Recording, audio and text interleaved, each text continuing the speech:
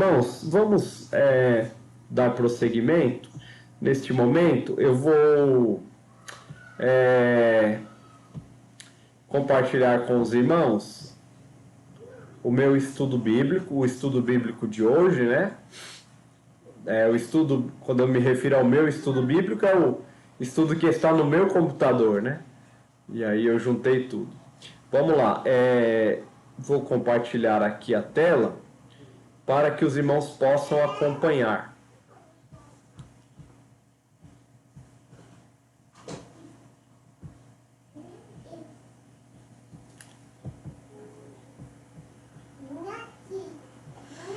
Bom, nós estamos estudando o Evangelho de Mateus.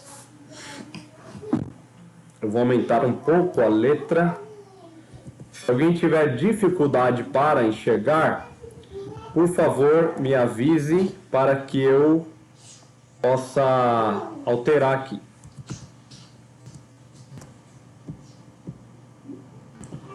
Okay. Bom, hoje nós vamos falar um pouco sobre milagres. Deixa eu ver se todos estão conseguindo ver.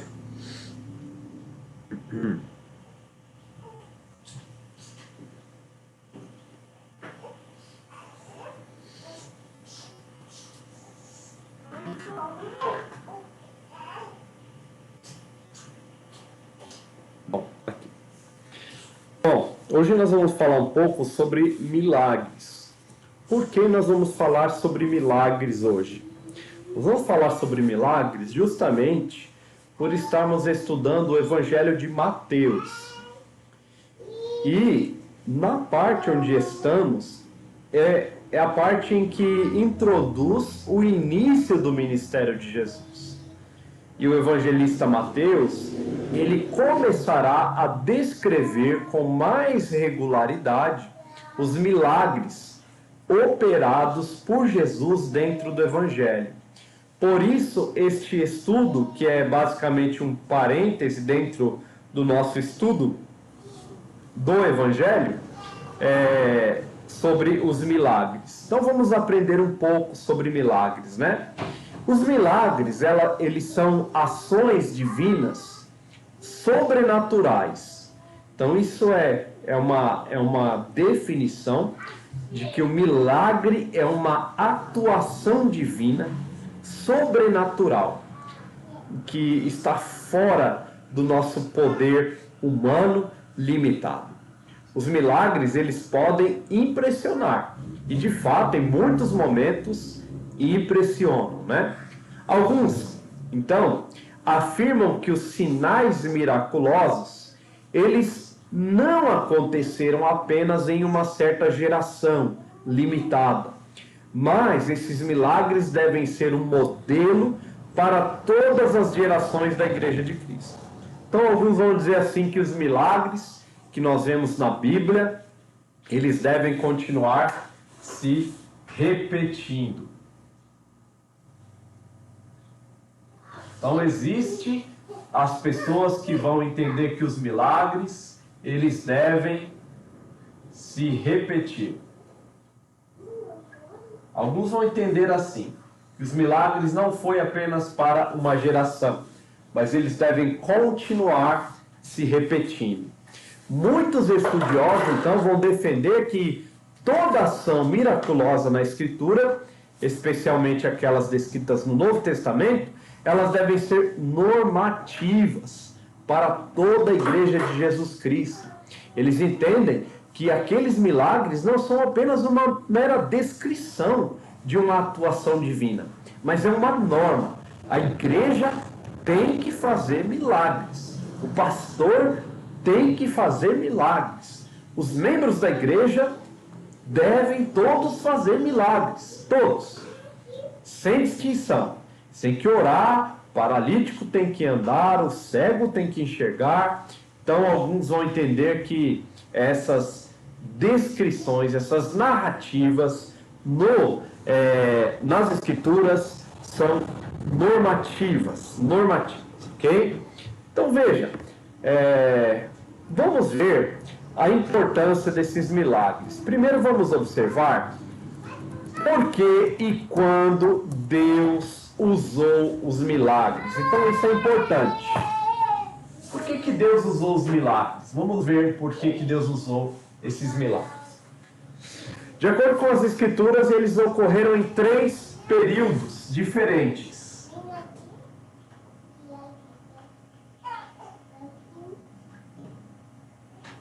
Diferentes. 3 períodos diferentes. Esses 3 períodos, eles são períodos onde nós encontramos um número diferenciado de milagres nesses 3 períodos. São eles: o período de Moisés até Josué. O segundo é o período de Elias até Eliseu. E o terceiro é o período de Jesus até os apóstolos. Então nós temos 3 grandes períodos onde nós temos uma quantidade incomum de milagres, né? Uma quantidade incomum. Não significa, irmãos, que os milagres não aconteceram em outras épocas. Nós temos milagres fora dessas épocas, mas o que eu quero dizer aqui é que estes períodos nós temos uma explosão de milagres. Muitos milagres estão acontecendo. E por que esses milagres acontecem como uma explosão nestes períodos? Primeiro, vamos observar aí que eles introduzem, então, uma nova era. Os milagres vão introduzir uma nova era. Todos esses períodos que foram destacados acima, que é o período de Moisés a Josué, Elias a Eliseu, Jesus e os apóstolos, foram períodos onde Deus decidiu se manifestar de modo incomum, a fim então de introduzir uma nova era, uma nova administração, uma nova revelação ao seu povo. Em Moisés, Deus introduziu o que nós conhecemos como o Decálogo lá no monte. A própria entrega do Decálogo é uma entrega miraculosa. O monte, ele tremia. Você tinha sons de trombetas. Era uma coisa assim, gloriosa. Enquanto Moisés estava no monte, Deus estava falando com ele, o monte tremia, fumegava. Era uma coisa gloriosa. Ali nós temos então uma grande manifestação divina, que Deus está entregando ao seu povo a sua santa lei. Então veja, os milagres, eles sempre antecedem grandes períodos. Sempre antecedem grandes períodos. Essa explosão de milagres. Veja, no período de Elias, o que nós temos lá no período de Elias?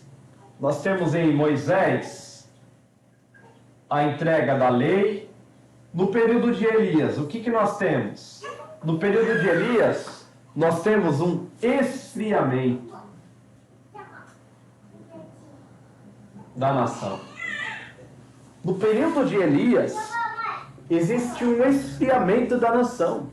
Você tem um rei chamado Acabe que casou com uma mulher idólatra. Um rei chamado Acabe que cobiça a vinha alheia. Um rei chamado Acabe que lança a nação em cega idolatria. E aí, meus irmãos, Deus levanta um homem chamado Elias para desafiar e relembrar o povo acerca de um Deus verdadeiro, vivo, não feito por mãos humanas, que habitava nos céus. Então veja, Deus vai chacoalhar a nação, Deus vai chacoalhar Israel, para que o povo então entenda que Ele é Deus. E ali nós temos um reavivamento do ofício profético. E depois o último é o período de Cristo aos apóstolos, que é o principal aqui. O que nós temos em Cristo? Uma nova mensagem.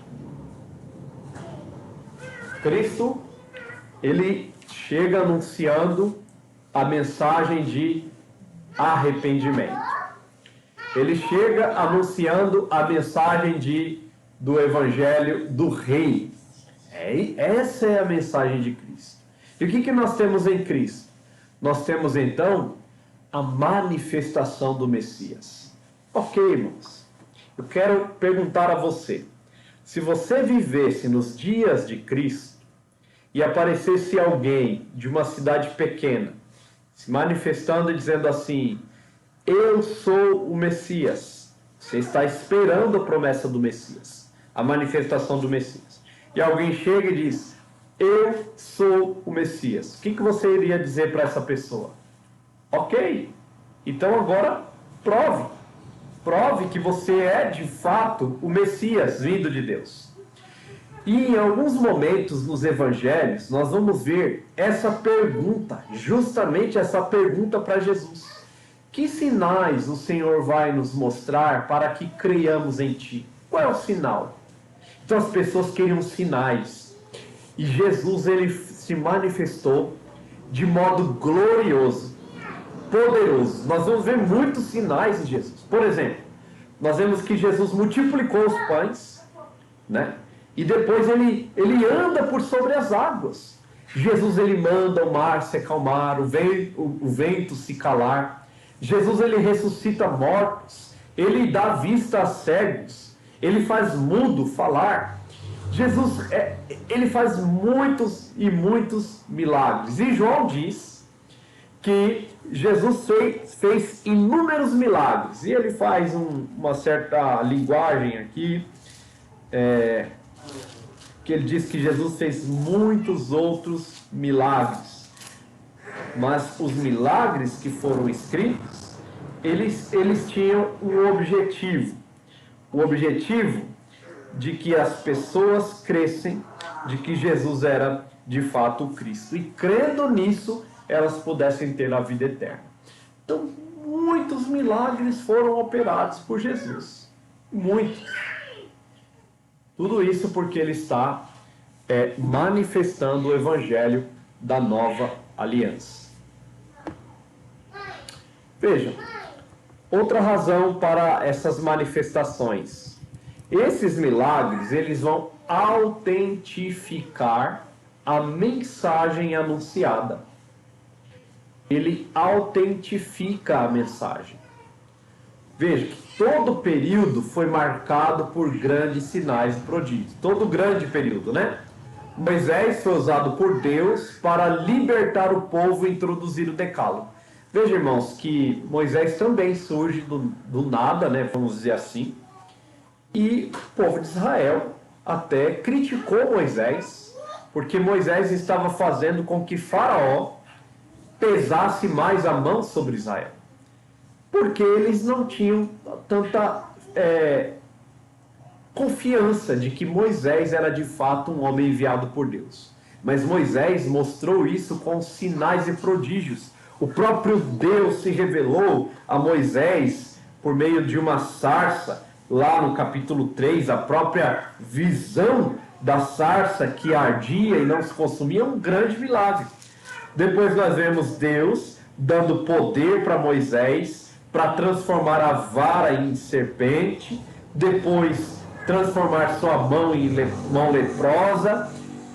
Deus vai dando capacidade para que Moisés opere milagres. Depois nós temos Moisés tocando na água e a água se transformando em sangue. Tudo isso porque Deus estava se manifestando por meio de um instrumento, a fim de que o seu povo cresce numa mensagem, né? Numa nova era.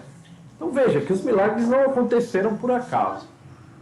Elias, a fim de libertar o povo da dura idolatria e reavivar o ofício profético, então ele também operou alguns milagres. Vamos ver lá em 1 Reis. Vou pedir que o irmão Rafael leia 1 Reis 17, 23 e 24.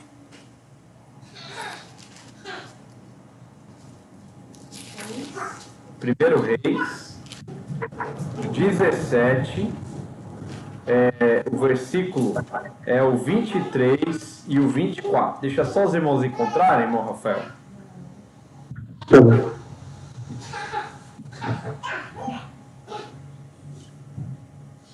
Pode ler. Elias tomou o menino e o trouxe do quarto à casa e o deu à sua mãe. Ele disse: vê, teu filho vive. Então a mulher disse a Elias: nisso conheço agora que tu és homem de Deus e que a palavra do Senhor na tua boca é verdade. Veja então, irmãos, Elias, ele, pela capacidade vinda por Deus, operou o milagre. Ok?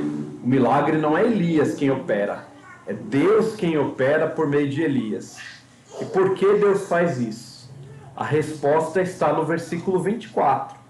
Agora vejo que tu és homem de Deus. Deus estava autentificando a mensagem do seu profeta Elias. E a mulher diz: agora eu vejo que tu és profeta de Deus e que a palavra do Senhor na tua boca é verdade. Não é diferente com a pessoa de Cristo. Jesus e os apóstolos, eles introduziram o ministério da nova aliança e a mensagem deste evangelho, ela foi seguida por milagres. Deus estava comprovando que ele estava com o seu varão aprovado, que é Jesus, e que ele estava com os apóstolos, para que todos pudessem crer, ok? Primeiro vamos ver João 10, 24 e 25. Eu vou pedir que... Deixa eu ver quem está aqui. Eu vou pedir que a Daniele leia João 10, 24 e 25. E depois a Larissa, Atos 2, 22 e Atos 2, 43. Depois o irmão, se o Eduardo estiver, Atos 14, 3. Vou pedir que a irmã... Deixa eu ver quem está aqui mais. A irmã Gerlane leia Hebreus 2, 3 e 4. E eu leio 1 Pedro 1, 12. Vamos lá. A Fabiana Régia pode ler 1 Pedro 1, 12, ok? Vamos ler esses textos. João 10, de 24 a 25.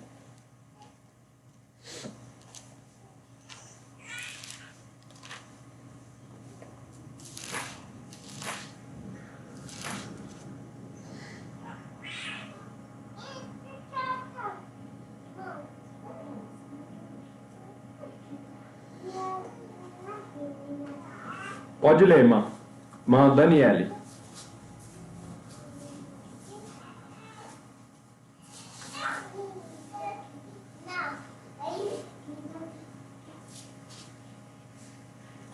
A irmã Daniele está sem o som, tá? Precisa ativar o seu microfone e depois ler o texto de João 10, 24 e 25.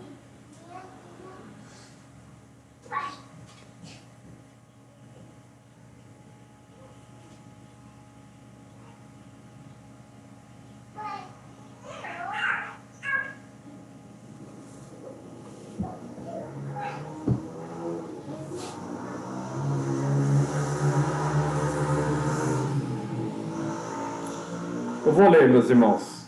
Rodearam-no, pois, os judeus e o interpelaram. Até quando nos deixarás a mente em suspenso? Se tu és o Cristo, dize-o francamente. Respondeu-lhes Jesus: já vou-lo disse e não credes. As obras que eu faço, em nome de meu Pai, testificam a meu respeito. Atos 2, 22 e Atos 2, 43. Varões israelitas, atendei a estas palavras. Jesus, o Nazareno, varão aprovado por Deus, diante de vós com milagres, prodígios e sinais, os quais o próprio Deus realizou por intermédio dele entre vós, como vós mesmos sabeis. sendo este entregue pelo determinado desígnio e presciência de Deus, vós o matastes, crucificando-o por mãos de iníquos. Isso. E perseverar na doutrina dos apóstolos, na comunhão, no partir do pão e nas orações. Em cada alma havia temor, e muitos prodígios e sinais eram feitos por intermédio dos apóstolos. Isso. Vejam então que os milagres feitos por Jesus, eles autenticaram a sua mensagem. O próprio Pedro diz que ele era varão aprovado por Deus. E como ele era aprovado por Deus? Com milagres, prodígios e sinais. Por que Jesus operava os milagres, prodígios e sinais? Para, primeiramente, por graça e misericórdia. Ele operava por graça e misericórdia do doente, do enfermo. Mas também e principalmente para revelar ser o Cristo, o bendito enviado por Deus o Pai. O Messias prometido. Por isso que Jesus operava tantos milagres. E depois, no versículo 43, os irmãos vão ver que os apóstolos, eles operam. Jesus, ele deu esse poder aos apóstolos. Ele disse, para que eles curassem, para que eles expulsassem demônios, para que eles ressuscitassem mortos. E se eles bebessem alguma coisa mortífera, não faria dano algum. Mas note que é um poder dado especificamente para os apóstolos. Hoje em dia, aqueles que querem defender que os milagres devem continuar sendo operados por pastores e apóstolos, eles não tomam coisas mortíferas, né? Pelo menos nós não vemos eles tomando veneno por aí. É só algumas partes que lhes importam, que de fato são úteis e necessárias, né? Embora o beber alguma coisa mortífera esteja no subjuntivo, mostrando então uma possibilidade, se beberem. Mas mesmo assim, nós vemos que o Senhor deu aos apóstolos para que a mensagem fosse confirmada por eles. Agora vamos ver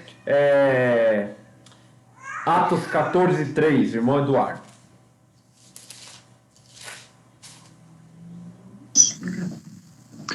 Entretanto, demoraram-se ali muito tempo, falando ousadamente no Senhor, o qual confirmava a palavra da sua graça, concedendo que por mão deles se fizessem sinais e prodígios.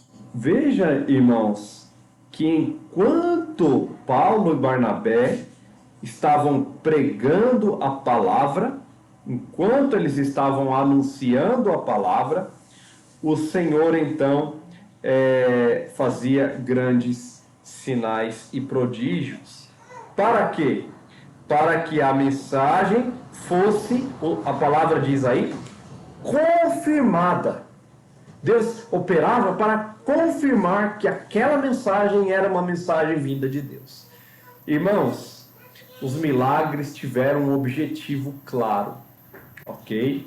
Não estou dizendo que nós não cremos em milagres, para que as pessoas não achem que presbiteriano não crê em milagres. Nós cremos que o nosso Deus é poderoso para, se Ele quiser curar, se Ele quiser curar o enfermo, levantar o enfermo da sua enfermidade, da sua debilidade, o Senhor pode fazer, restaurar a sua saúde. Mas nós não entendemos, ou eu pelo menos não entendo, que os milagres apostólicos eles continuam nos dias atuais, como eles eram feitos pelos apóstolos. Isso não. Nós oramos para que o Senhor, se for da vontade dele, cure o enfermo, liberte o oprimido e sare as enfermidades. Mas se for a vontade de Deus, que pode muito bem não ser, e ainda assim Deus ser glorificado com isso. Agora, irmã, o próximo aí, Hebreus 2, 3 e 4.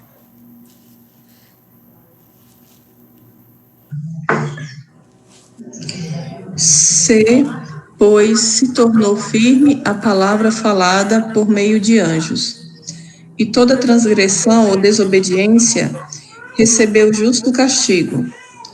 como escaparemos nós se negligenciarmos tão grande salvação, a qual, tendo sido anunciada inicialmente pelo Senhor, foi-nos depois confirmada pelos que a ouviram, dando Deus testemunho juntamente com eles, por sinais, prodígios e vários milagres, e por distribuições do Espírito Santo, segundo a sua vontade.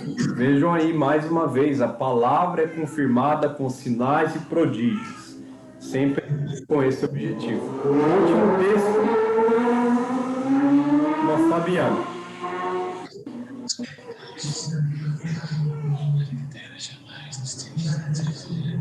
A ele foi revelado que, não para si mesmo, mas para vós outros, ministravam as coisas que, agora, vos foram anunciadas por aqueles que, pelo Espírito Santo, enviado do céu, vos pregaram o Evangelho, coisas que esses anjos anelam perpetrar. Então veja que estes apóstolos pregaram o Evangelho pelo Espírito Santo enviado dos céus. Veja, meus irmãos, que os milagres tiveram um propósito definido. Eu vou correr aqui um pouco por conta do nosso horário. Em terceiro lugar, esses milagres chamam a atenção dos ouvintes para atenderem e ouvirem a mensagem. É o que eu disse lá em João 20:31. Abra comigo sua Bíblia lá em João 20:31. Evangelho de João 20:31.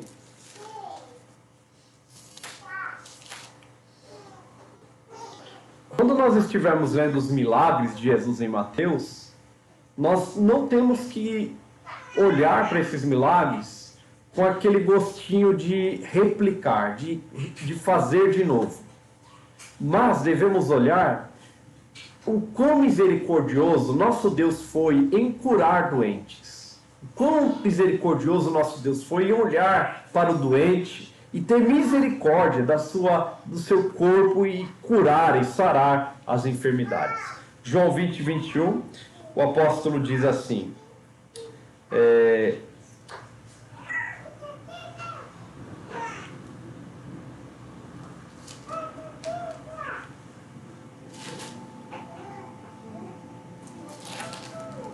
João 20:31, perdão.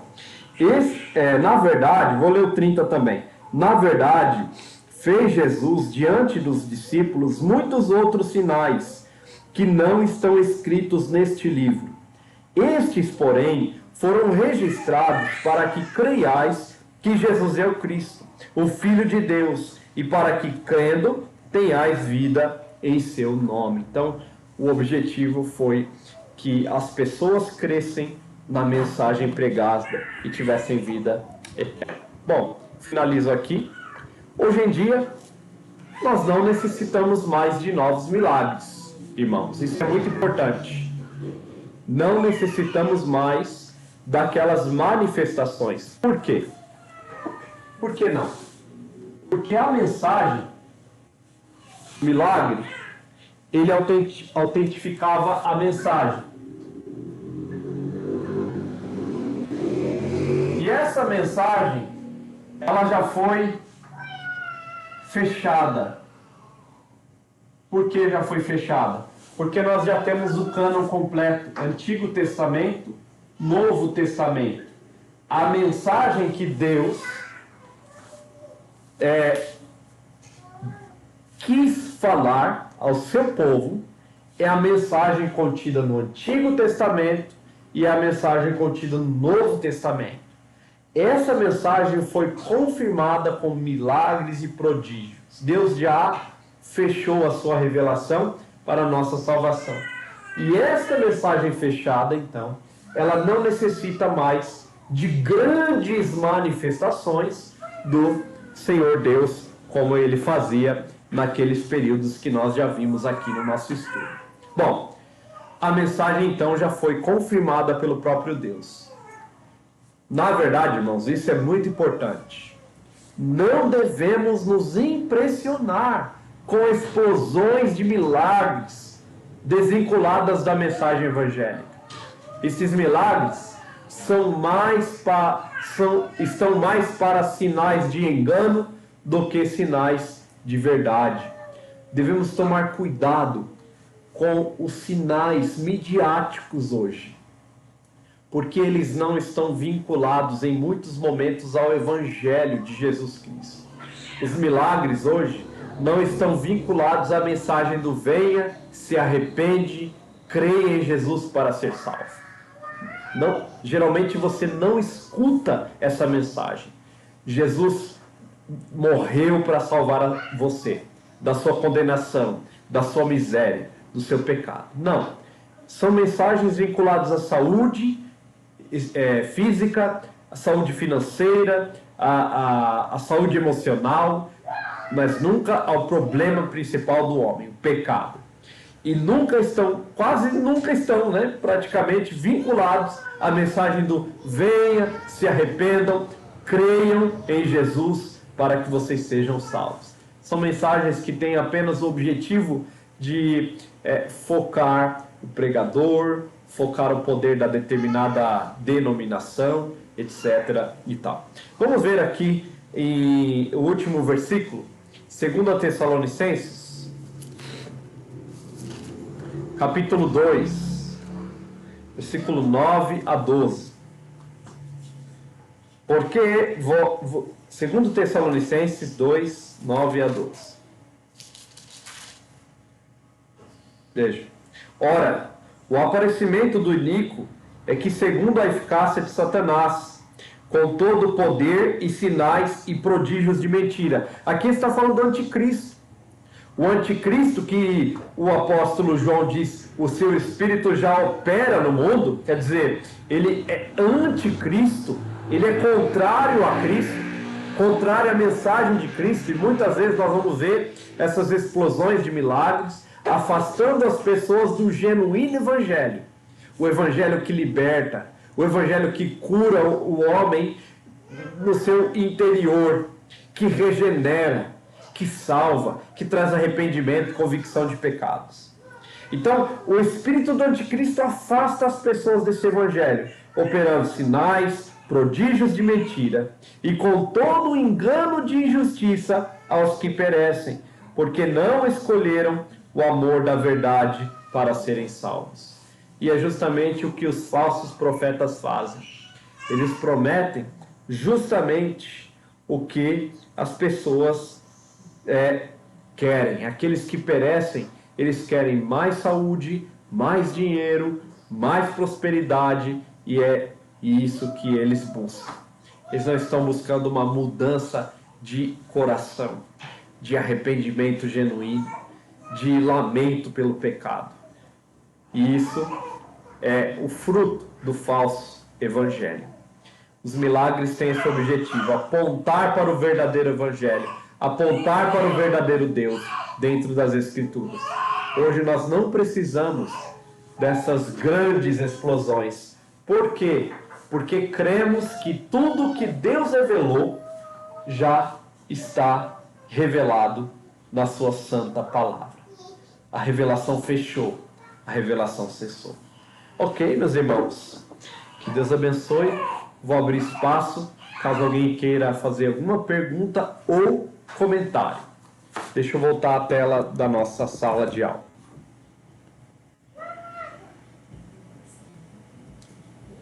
Quem quiser fazer alguma pergunta ou comentário, fique à vontade.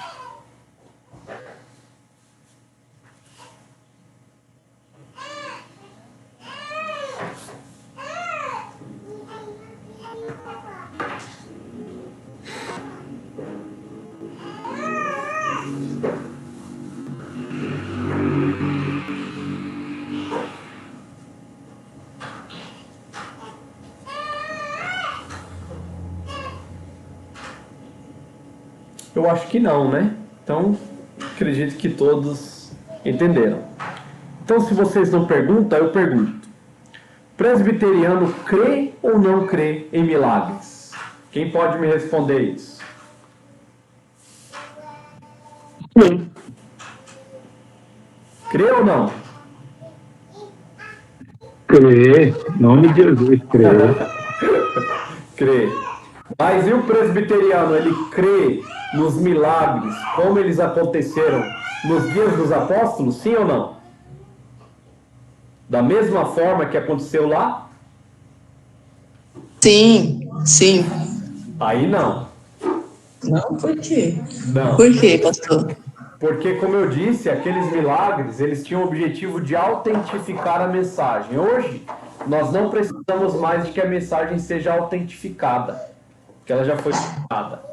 Então, nós não cremos que o pastor, que o líder, ele seja habilitado a fazer os milagres como os apóstolos fizeram. Os apóstolos colocavam as mãos no enfermo e já curavam. Poder. Não podemos mais fazer isso.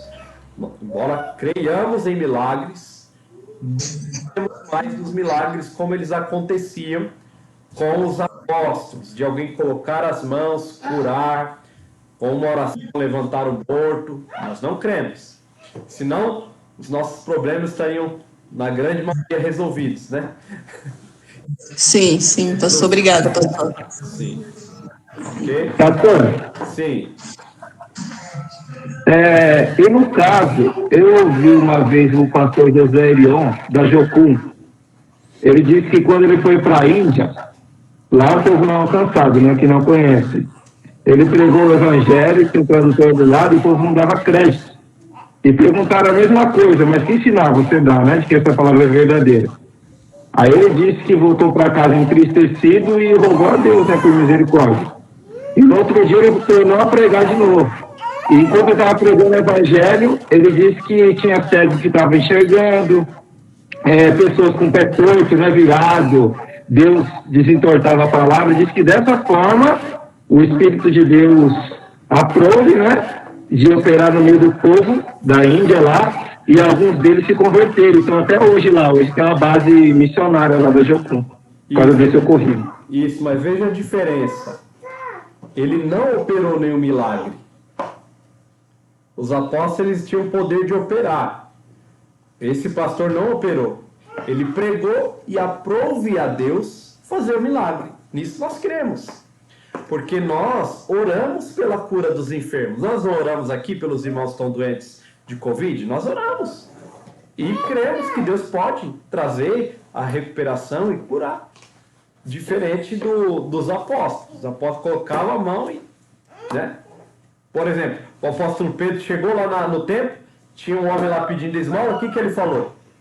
Em nome de Jesus, levanta e anda. Na hora ele, saiu pulando mais do que um bezerro fora do cerco, né? Estava feliz. Nós não temos essa capacidade hoje, não temos. Mas Deus pode operar ainda por meio da sua palavra, quando Ele quiser. Tem que ter um objetivo claro. Entendeu? Nesse sentido. Foi dessa forma, pastor, que eu quis dizer, viu, pastor? Isso, muito bem. Diferente dos apóstolos, é diferente. Tá. É bom que vocês perguntem para que a gente possa esclarecer e também cristalizar melhor nosso estudo. Ok, meus irmãos? Que Deus abençoe a vida de vocês. Deus abençoe cada um. E fortaleça em Cristo Jesus. Vamos orar para finalizar o nosso momento aqui juntos de estudo e de oração. Senhor, nós te bendizemos e nós te louvamos, porque o Senhor é Deus, digno de adoração, digno de ser louvado e glorificado. Senhor, sabemos que todo poder e toda autoridade está em tuas mãos. E clamamos ao Senhor, pedindo teu socorro e a tua graça. Cremos na mensagem pregada, cremos no nosso Senhor e Redentor Jesus Cristo, e é no nome dele que oramos, pedindo a tua bênção para a tua igreja, para o teu povo. Em nome de Jesus. Amém. Que Deus abençoe cada um de vocês.